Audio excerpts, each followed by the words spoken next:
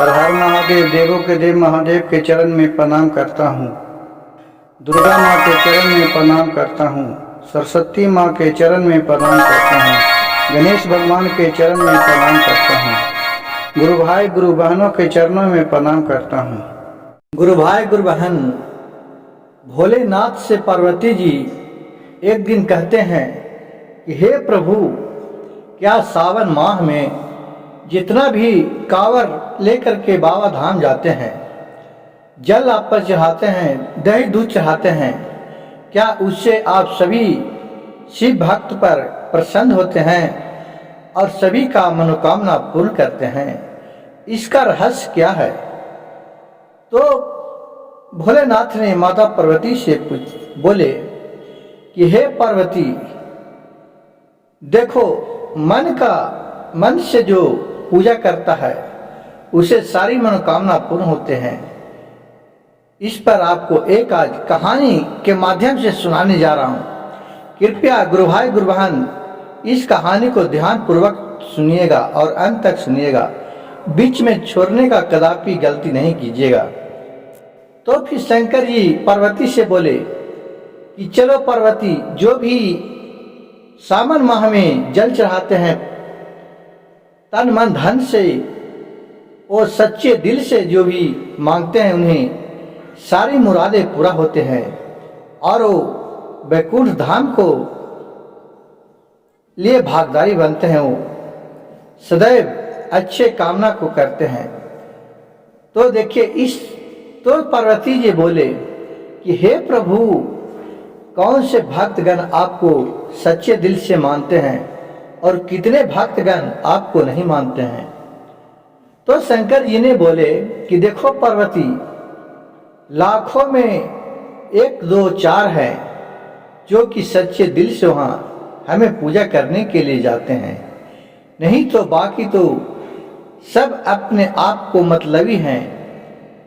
तो पार्वती जी बोले कि कैसे महादेव, इस बात को तो मैं नहीं समझ सका, हमें विस्तार रूप से समझाइए।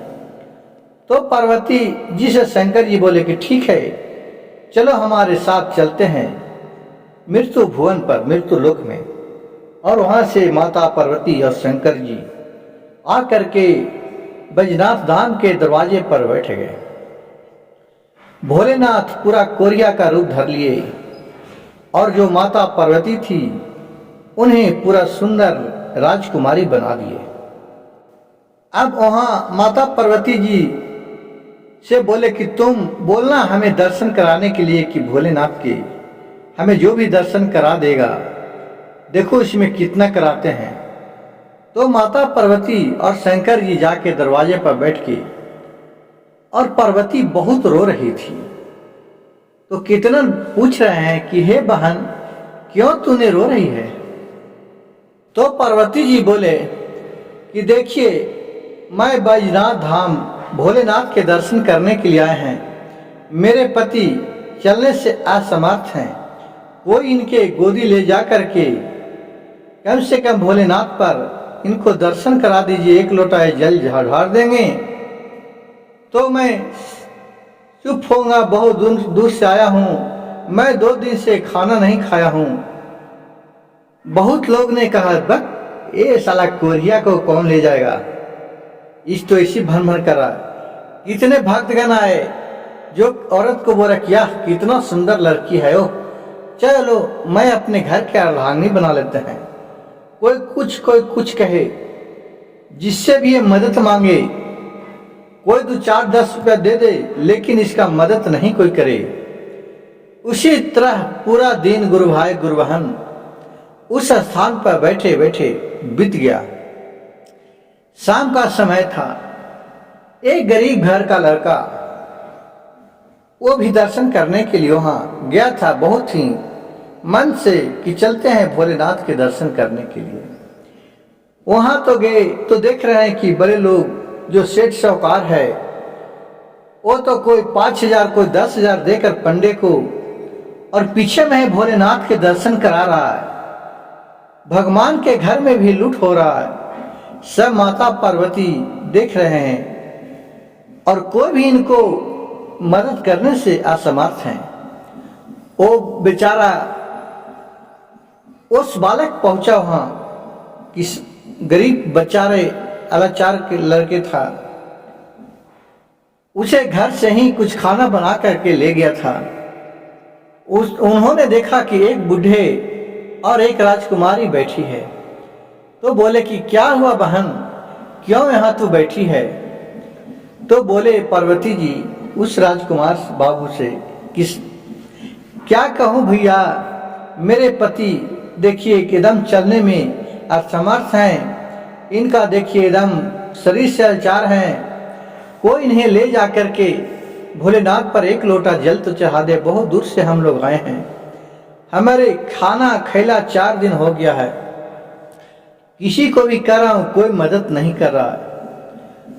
तो पार्वती से वो बालक बोले कि माते आप चुप रहिए, चिंता न कीजिए, लीजिए, मैं अपने घर से 4 गो लिट्टी लाया हूं और रास्ते में खाया हूं, लेकिन जूठा नहीं है, इससे आप खा के तृप्त हो जाइए और बाबा को भी खिला दीजिए, और चलिए मैं इन्हें दर्शन करा देता हूं अंदर ले जा करके। कह किया हो भाग, उन्होंने 2 लिट्टी निकाल करके एक माता पार्वती के और शंकर जी को दिए। शंकर जी और माता पार्वती ने उन दोनों लिट्टी को खाए। फिर इस बालक जो था बेचारे गरीब लाचार लड़का जो दर्शन करने के लिए गया था, उन्हें भोलेनाथ को अपने कंधे पर बैठाया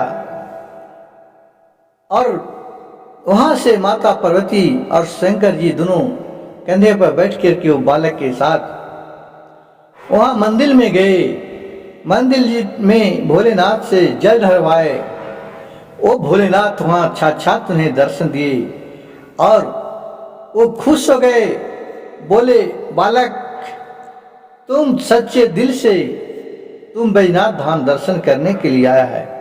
यहाँ तो लाखों लोग करोड़ों लोग आते हैं, लेकिन सब अपने आप मतलबी रहते हैं, कोई किसी का भी दुख नहीं सहता है, और लोग कोई पीछे की ओर से पैसा देकर के कुछ आगे, पैसे से भगवान नहीं पसंद होते हैं।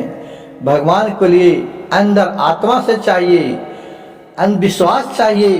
कहूँ मंदिर मस्जिद में भगवान नहीं रहते हैं, भगवान आदमी को आत्मा में रहते हैं। भले कोई कहूँ जाए नहीं जाए, भोलेनाथ को अपने मन में आराधना करे, उनका भोलेनाथ सब मनोकामना पूर्ण करेंगे। आदमी को दौलत से सुख नहीं मिलता है, आदमी को अपना आत्मा में विश्वास होना चाहिए, प्रसन्न होना चाहिए। जिसके पास लोभ मोह है, लोभ नहीं है, उन्हें भगवान सदैव उनके बास लेते हैं। गुरु भाई गुरु बहन, मेरे कथा अच्छा लगे तो कृपया मेरे कहानी चैनल को एक लाइक सब्सक्राइब शेयर जरूर कीजिएगा। कमेंट बॉक्स में हर हर महादेव लिखना नहीं भूलिएगा। एक महादेव के नाम लेने से ही आपका बिगड़ा काम बन जाएगा। हर हर महादेव, घर घर महादेव।